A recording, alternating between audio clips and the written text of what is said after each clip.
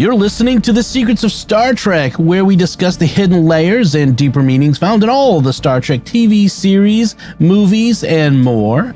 And today we're discussing the next new episode of Star Trek Prodigy, actually the next two episodes, The Devourer of All Things, Parts 1 and 2.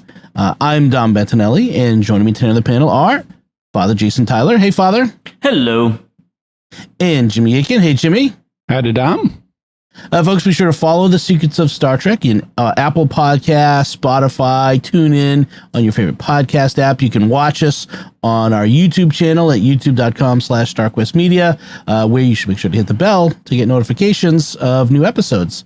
Another show on the StarQuest Network you're sure to enjoy. If you like The Secrets of Star Trek, I bet you're probably the sort of person who'd like The Secrets of Technology, which you can find wherever fine podcasts are found, or at sqpn.com/technology. So, like I said, we have the two-part, The Devourer of All Things.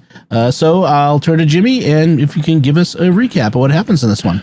This week, the kids finally arrive at where they think Chakotay will be. It's a planet trapped between quantum realities like Gwyn.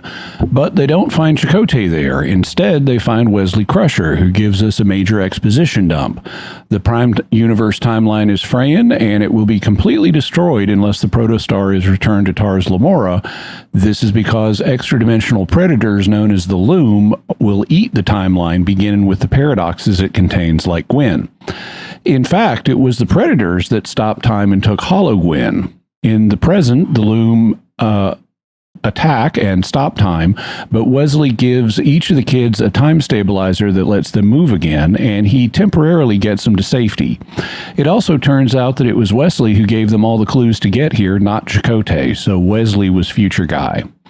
Meanwhile, Janeway and Voyager arrive at the planet. In Part 2, Janeway sends down a landing party, including Majel, because of her telepathic link to Zero. They're immediately attacked by the Loom, who kill a red shirt, which deletes him from ever having existed, so nobody remembers him. Tysus orders an emergency beam out, but Majel takes off her comm badge, so she's left behind. She then finds Zero in the place of safety telepathically, but the Loom are about to delete her. Wesley is going to let her be sacrificed because she's not part of his plan, and bringing her in will let the Loom know where they are. But Dal lets her into the place of safety. This causes the Loom to find them, and everyone flees to the Infinity, but the Loom deleted. Numerous Loom then swarm around the kids, but Voyager comes down into the atmosphere and fires on them. This draws the Loom to Voyager, and they attack it. Janeway finds a way to hurt the Loom by tuning a shuttle's weapons to their interdimensional frequency. This causes the Loom to abandon their attack on Voyager, but one Loom follows Janeway to the surface. There, Janeway makes her way to Wesley and the kids. Wesley is using a device on the 6 kids to identify the single future where the Prime Universe isn't destroyed. But it turns out that Majel needs to be part of the group too, so she gets to officially join our group of kid heroes. Having determined the correct future, Wesley opens a portal to where the 7 kids need to go next. He also opens a portal to dump Janeway back on Voyager, and then uses all his abilities to cause some kind of explosion to deal with the Loom that found them.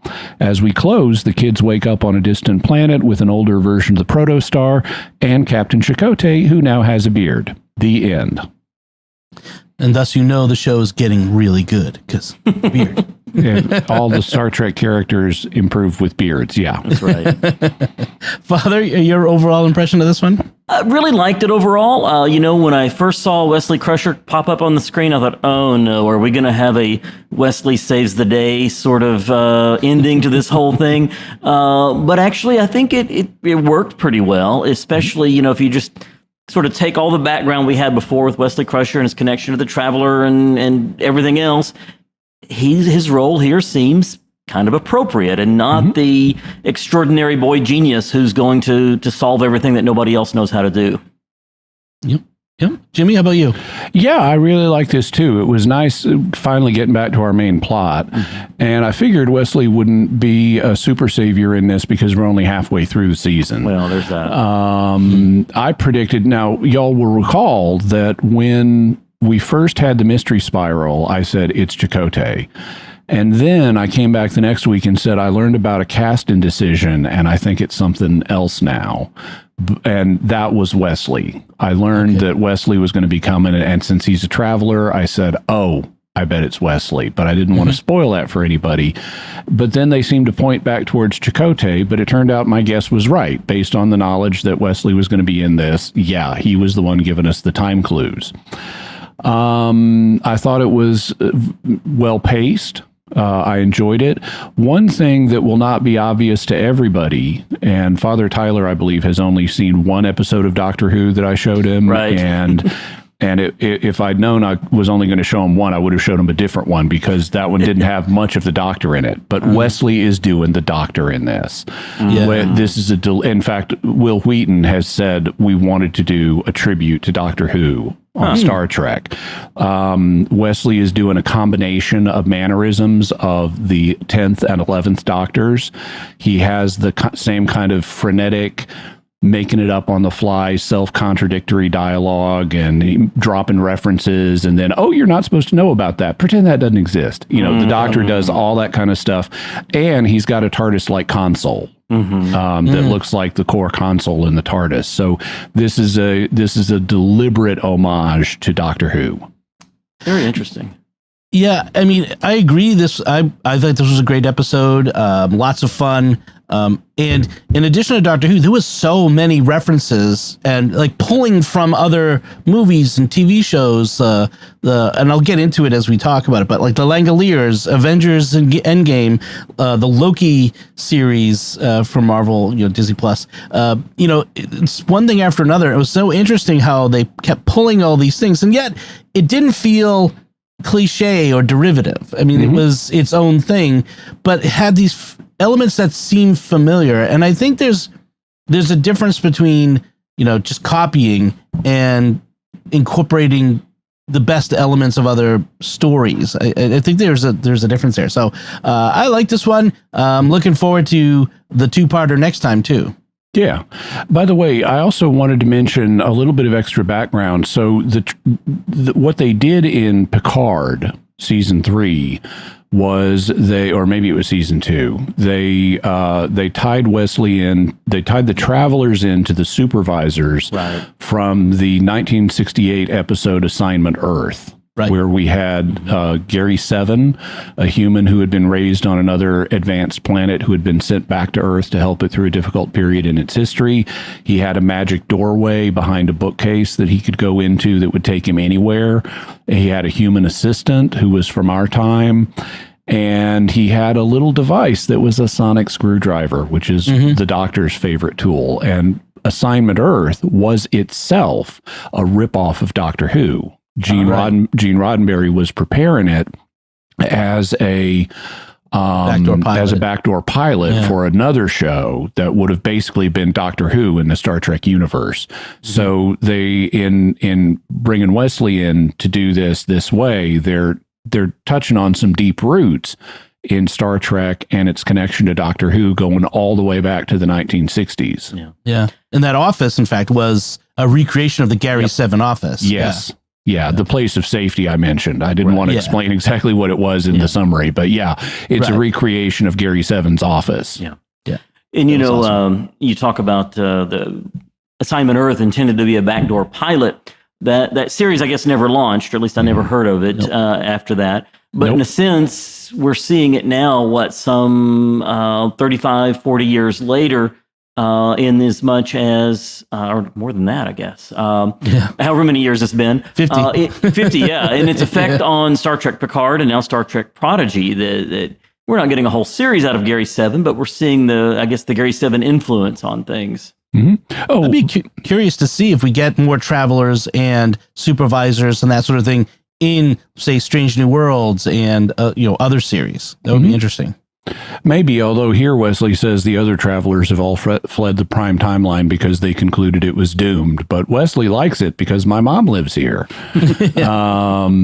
By the way, also, I thought I'd mention the fundamental structure of this plot is also now lifted from Doctor Who.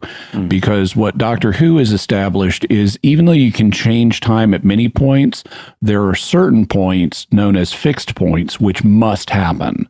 And if you alter a fixed point, then a paradox will be created and things will go really badly. And what we're watching now is essentially what we saw in the first revival season of Doctor Who in the episode Father's Day, where the Doctor's companion, Rose Tyler, undoes her father's death. He died in a car accident when she was just a baby. And she gets to visit her father while he's still alive, and then she undoes his death, which was a fixed point. And that creates a paradox of now her father is still alive when he's supposed to be dead. And that causes predators from outside of space and time to zoom in and start eating our reality. And the Doctor has to find a way to fend off the predators. Interestingly, as a fallback measure, his first thought is, let's get into a church because it's ancient, and that ancientness will help protect us from the space-time predators. In that, the space-time predators looked sort of like pterodactyls.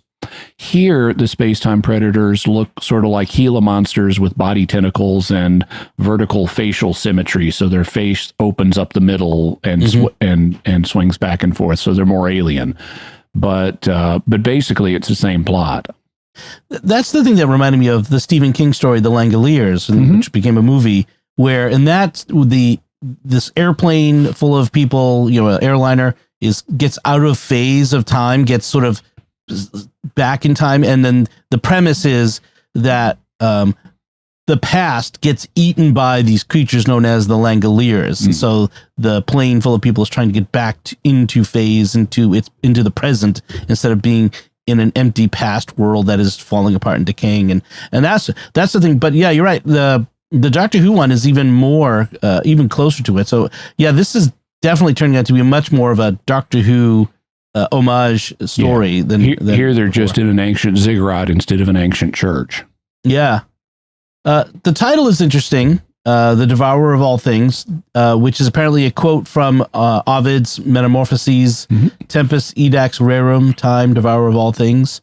In which interesting idea, which is that time is the one implacable thing that destroys all. The time eventually wears everything down. Everything, eventually falls apart from the eternal. It's I still think they're overselling it. Unless the Loom eat themselves, they are not devourers of all things. They're just devourers of a timeline. Yes, right. That's true.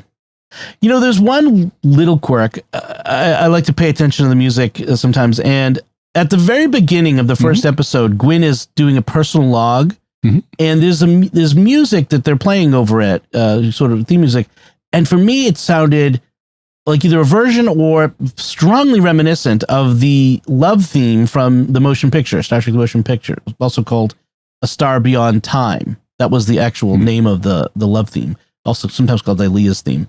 But I just thought that was interesting. I don't know if it was intentional, if they're making a callback or something, but A Star Beyond Time is kind of interesting. I think I noticed some of the Voyager music creeping in here too at dramatic moments. Yes, that is true.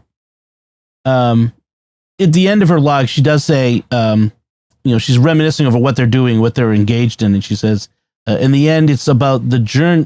It's not about the journey; it's the destination, which is a flip. Take that, Lord of the Rings. Yeah, it's a flip of the usual phrase, which is it's not about the destination is about getting there and what you experience on the way. But for her, it's it's all about I need to get to the end and save myself, save my people, and save the timeline now eventually. I noted that the ziggurat and the stuff on that planet, which was itself out of phase, looked like Central American. And that was I don't know if it was intentional to make that connection to Chakotay, whose heritage is Central American, native, whether Mayan or Aztec or Toltec or whatever. He's not any of those. He's rubber tree people. Oh, okay. Right. Which is, imaginary group of Native Americans. Right, but Central America, right? It is Central America. We don't have rubber trees in North America. Not above the U.S. border anyway. Okay. So I don't know if that was intentional to sort of a little more misdirection before they reveal or whatnot, but I noted that there. When they get there, we hear these echoing voices talking to one another. I gather the kids didn't hear the voices because they don't react to them. But we hear Wesley, but we also hear Eric Menyuk, who is the actor who played the Traveler from the TNG episode, which was fun to have him back, at least as a voice. Yeah, I thought the kids maybe did hear him, but I'd have to go back and rewatch it. I wrote down what they said. We hear, others need us. This place is doomed. It's not our place to interfere, and we must go. So this is Wesley talking to the other travelers who are in the process of abandoning this timeline. Right. The Time Lord's leaving. Yeah. I do have to say, I typed in my notes in all caps with exclamation points, Wesley Crusher, because it was actually fun to see Wesley, for as much, I think with the revival series of Star Trek that we've had, we've sort of redeemed some of the characters. Oh, yeah. And I think Wesley is at the top of the list of characters who get redeemed. It was so unfair, the fan hatred. I mean, some of it was bad writing in the TNG, but I'm really glad to see Wesley get his shining in the spotlight. And Will Wheaton himself has openly mocked what they did with Wesley. I mean, he started he started writing a series of books. He came out with one, which I've got. I don't know if he did any more, but it was meant to be a series of books where he comments on the episodes he was in and just rips them apart. Including the sweaters, I'm sure. Some of my favorite Wheaton performances, though, will always be his time on The Big Bang Theory. Oh, yes. Sure. Yeah. That's the best. And I like what they did with the sweaters in this, because Wesley was wearing sweaters a lot, and here they take that and they run with it. So as he's trying to explain the unraveling to time, he keeps using sweater analogies all over the place. Yeah. So around this point is when we switch back to Voyager, and Janeway is on her way. They found the transwarp conduit. They're heading out to the planet. They're following very quickly. They're much faster traveling than the Infinity Shuttle was, apparently. But then they get the call from Jellicoe, like, what are you doing? Why are you doing that? And my question came up was, is Jellicoe reasonable in telling Janeway to abandon her search for her missing crew members and return to Earth, and only then make a request to go after them rather than on the location? I don't think that was reasonable. No, this is the first thing Jellicoe's ever done that he's actually unreasonable. Yeah. And I like how Janeway twice ups the stakes by referring to him by his first name. Yep. Instead of calling him Admiral Jellicoe, it's like Edward. And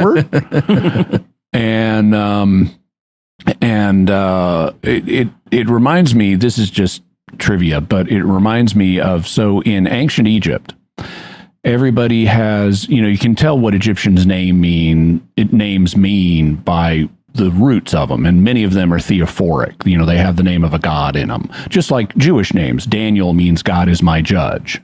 Don means judge, El means God, and the E suffix means my. So Dan-E-L means God is my judge.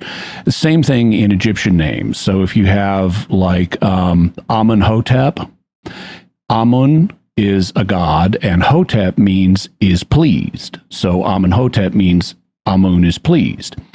And the thing is, in ancient Egypt, there was a name that everybody called you, but then there was your real name. And your real name was like only known to your parents, and nobody called you by it. It was a secret name, because it was believed that if someone knew your real name, they could use it to do magic against you. And so Isis, the goddess of magic, was known as she who knows everybody's name. So like she knew all the true names. But I can only imagine in ancient Egypt, if your mom was really mad at you, she might use your secret name, and it's like, Amenhotep, get in here, or Amen is pleased, get in here right now.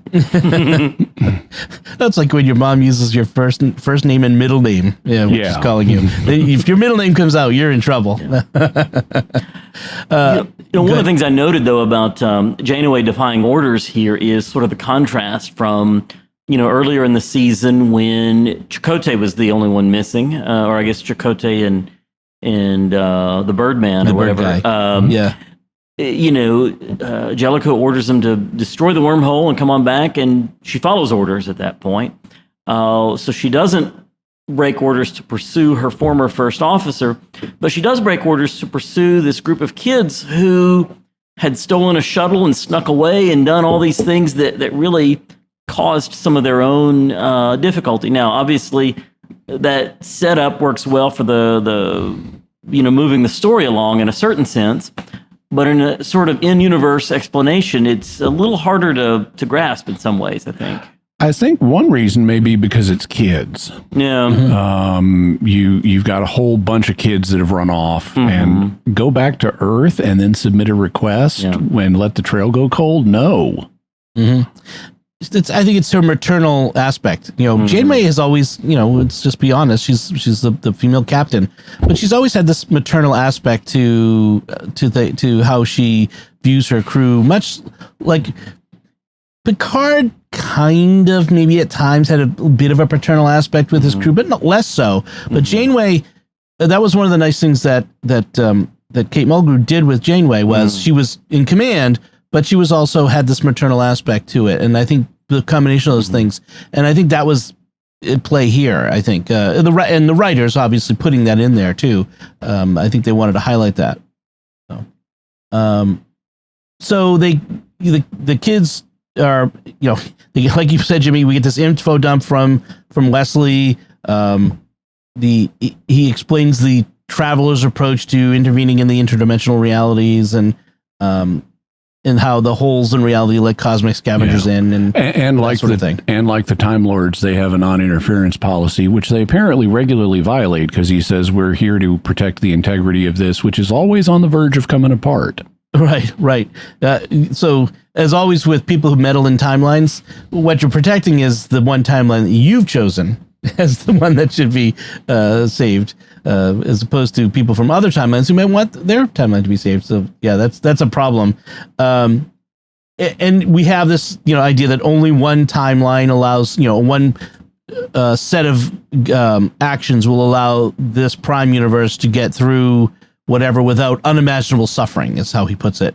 Which again is like Avengers Endgame, that the Doctor Strange just before he becomes dust comes up with the plan that this is the only way. So they have to go through the bad to get to the good. So I did write down that Wes is giving off Doctor Who vibes. I forgot I'd written that down. He's got a whole bunch of things that are just clear. This is exactly what the 10th or the 11th Doctor would have said. He's doing this rapid fire delivery, and he says at one point, "Well, I've got a plan. I've got most of a plan." Yeah. That's like the Doctor. That's a total Doctor thing. He drops a mention of mycelial space and then denies its existence. Forget I said that. Yeah. Dal asks, is there a supervisor we could talk to? Because he's being so crazy. And Wesley says, how do you know about the supervisors? Oh, you don't know about the supervisors. We don't have time for that anyway. And just this rapid fire delivery of stuff is that this is exactly the kind of stuff of dialogue that the 10th or the 11th Doctor would do.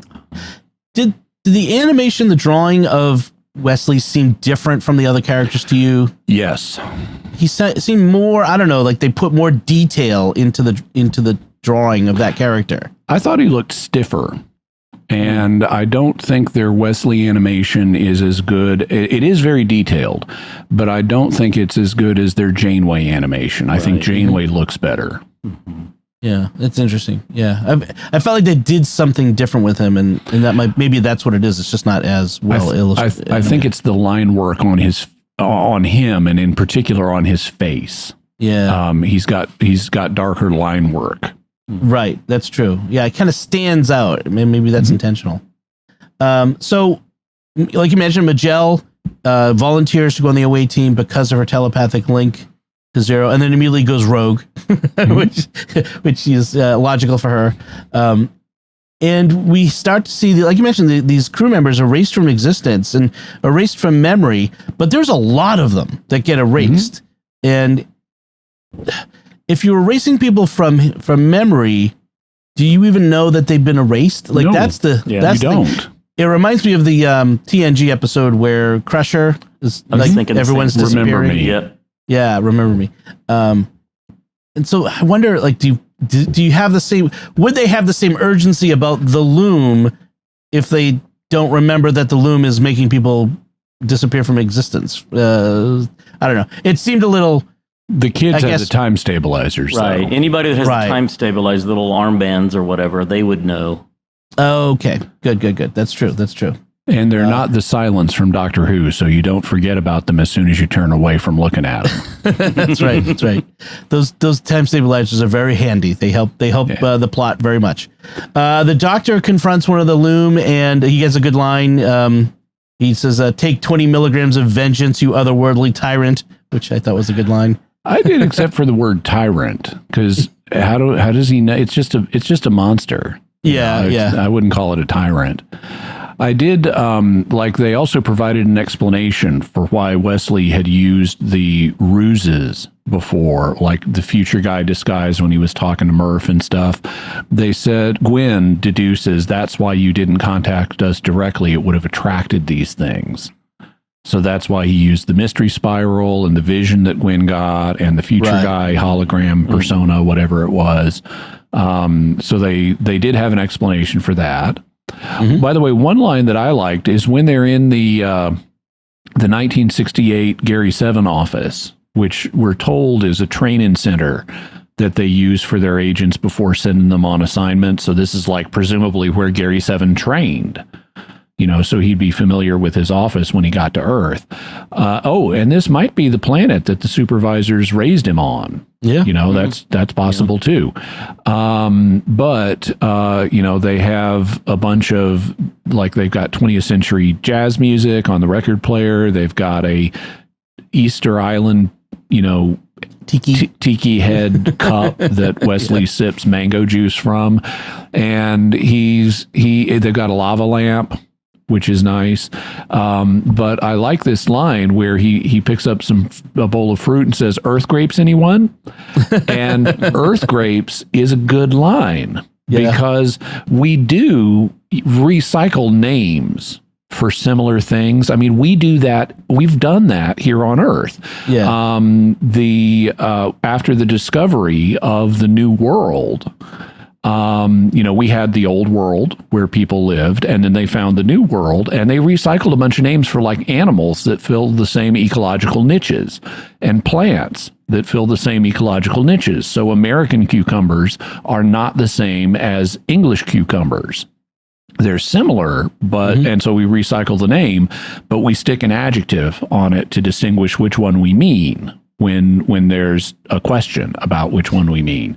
And the so airspeed velocity of a sparrow, African or European? Exactly. Yeah. And so when you're talking to a bunch of aliens who don't know what these little earth fruits are, earth grapes, anyone? That makes sense. I like that. Not space grapes, which would have been Not a whole space other thing. grapes. Yeah. That would have been a bad line. Yeah. It is too bad that Janeway didn't figure out the whole phase variance thing earlier. By the way, like they didn't have a weapon for fighting the loom, and they were just could only run from them. But eventually she figured out this. You had to figure out some weapon that could harm them, and so she figures it out. And she says something about. She mentions two things that she's just figured out. She says one of them Tom Paris taught her, and one of them she figured out herself. And so I'm trying to I don't remember. I don't know. I mean, I've seen Voyager, probably every episode a couple, 3 times, but I don't, and the good episodes more than that. But I was trying to think, is there an episode where Tom Paris teaches her about tuning shuttle weapons to other phase variances? I was wondering whether it was that or just the maneuver, the flip. It may have been the shuttle maneuver she does. Yeah. So in the end, the decision, Dal's, kind of takes command over Wesley and says, "No, we're not leaving Majel behind." And specifically, Wes says, "I'm so sorry," which is another Doctor Who line. That's the 10th Doctor. I'm so sorry when someone is going to die. But that turned out to be important. Yeah, I was going to say that was my point. Yeah. Yeah, he says, I'm so sorry I can't risk it. And Dal's like, well, forget that. I'm letting her in. And he does. And so that's nice. He does, though, when they're in the machine that's going to point the way to the correct future, they're told, and so someone's going to look. They're told not to look because they might see things in their future. And Dal does look, and he sees himself talking to Gwen, saying, "I made a mistake, Gwen. That chair never belonged to me." And he interprets it in terms of the captain's chair. And so it's kind of crushing to him to conclude that he's not the leader he wants to be. But I'm guessing that we may have another meaning when we finally come up to that line in context. Right. Yeah, because if there's a truism about shows directed at kids, it's when kids leap to the wrong conclusions with incomplete information, and that's what Dal does over and over again, is lead to a wrong conclusion with incomplete information. So, like I said, Majel was the missing variable. They get the wormhole that they have to step through, the door to the other planet, and Janeway has to let them go. Like, Janeway shows up, and she has to decide at this point that they're not just kids that she's supposed to protect, but that they are capable on their own. And in fact, they were capable for that whole season before Janeway picked them up. The real Janeway as opposed to the holo Janeway. And so they're capable. Yeah, having said that, though, if I was in Janeway's position, I would go with the kids to the next location, wherever that is. I'm not letting them go by themselves. Let Tysus be in command of the Voyager, and this is what he's trained for. Sure. Yeah. So they get to this other planet. We don't spend much time there, and we have a protostar that looks old, as you mentioned, Jimmy, and a Chakotay who looks like he's been there a while, and maybe he's himself years older. What do you think? What the predictions or ideas of what's going on here? Is this a situation sort of like the Discovery short Calypso? Yeah. Is Chakotay will have been there for a long time? The protostar that gets found at Tars Lamora is an ancient protostar. What do you think? Father Tyler, you first. Ooh. Hard to say. I didn't give a whole lot of thought to where what the old protostar is going to mean for us. But something like Calypso sort of jumps out as a possibility in terms of, where that could go. And of course, Chakotay sitting on that protostar, that could very well be in a timeline that is meant to be undone or is going to be undone, by our heroes here, right? That maybe he's in some timeline where they didn't get back to Tars Lamora, and he's just been stranded on some other planet that whole time. How about you, Jimmy? What do you think of? Well, so first thing, I thought the planet they're on is interesting. They're on a big red sand dune. And at first I thought, oh, this could be Mars. But then when we pan back, we see clouds below the sand dune. So they're up high wherever they are. So I'm guessing this is not Mars. And we have the protostar there. It looks much older. Thinking about it from a writing point of view, we're halfway through the season. We've finally got to Chakotay and the protostar, so all we need to do is get him back to Tars Lamora and bring Chakotay back. And if the Birdman, if he's still alive, so I would interpret the age difference, because the protostar has clearly been there for a long time. And if it's been there for a long time, that means it's not working, because Chakotay would have taken it back to the Federation if it had been working. And that Chakotay is also older. So I interpret this as our mid-season plot complication. And they're going to need, in order to get the timeline back, they're going to need to somehow revert the protostar not only to functionality, but to its original state, so that it can play its appointed role in history. The next two episodes are indeed entitled "The Last Flight of the Protostar." So, again, that might be a little misdirection. The last flight of maybe the old protostar that's going to be replaced by a rejuvenated protostar that's the one of history, or whatever. And they could dump the protostar back at Tars Lamora and resolve that, and just give us a new plot complication to continue the rest of the season.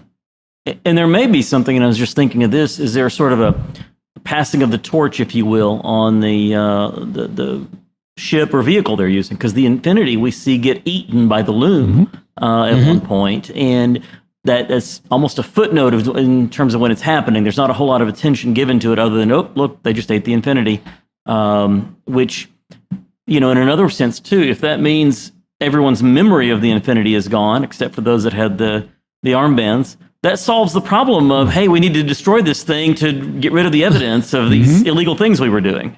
Those Loom are very handy for covering up evidence of things. The other thing that I realized isn't resolved just yet is, who is the voice at the wormhole in the big glowy thing? That was Wesley. I mean, it implies it was the implication is it was Wesley, but I'm not certain, but maybe it is. Yeah. I guess it probably is. Unless they are doing deliberate audience deception, they've basically said all of that stuff was Wesley now. Yeah. Okay.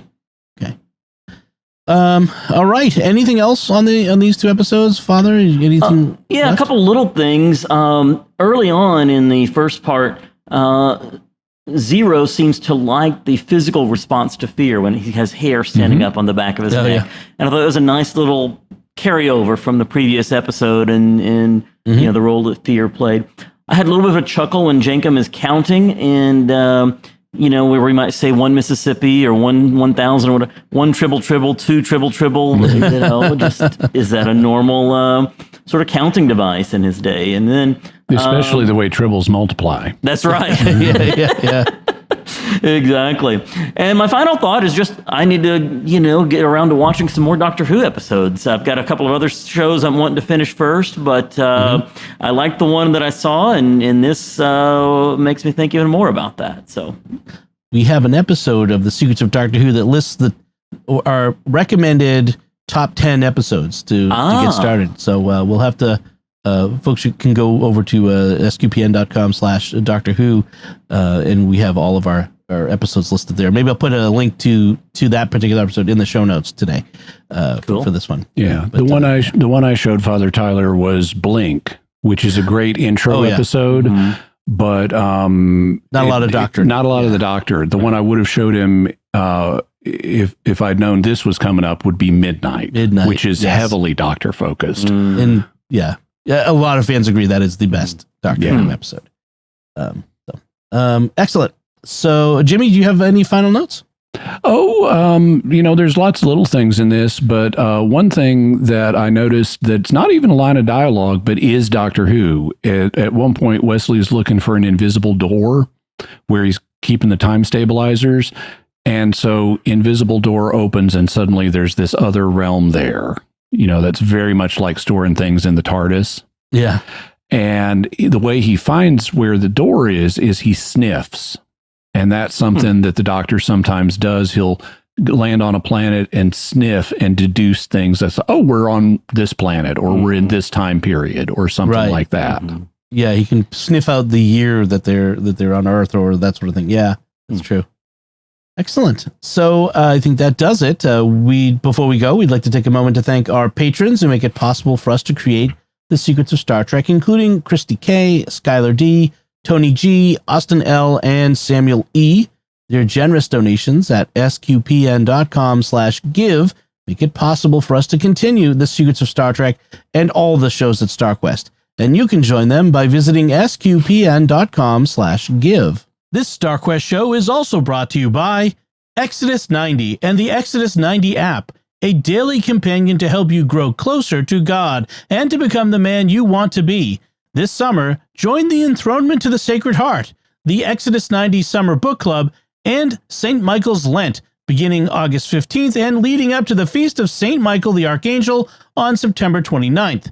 Go to exodus90.com/SQPN for a 14-day free trial to the Exodus 90 app and to learn more about St. Michael's Lent. That's exodus90.com/SQPN to join us for St. Michael's Lent starting August 15th.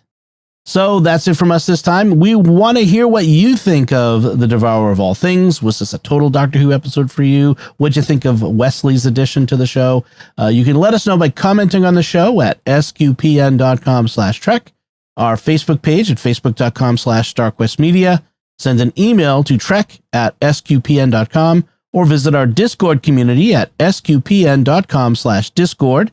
And you can watch The Secrets of Star Trek on our YouTube channel at youtube.com/StarQuestMedia. We'll be back next time when we will be discussing The Last Flight of the Protostar. Until then, Father Jason Tyler, thank you for joining me and sharing The Secrets of Star Trek. Thanks, Dom.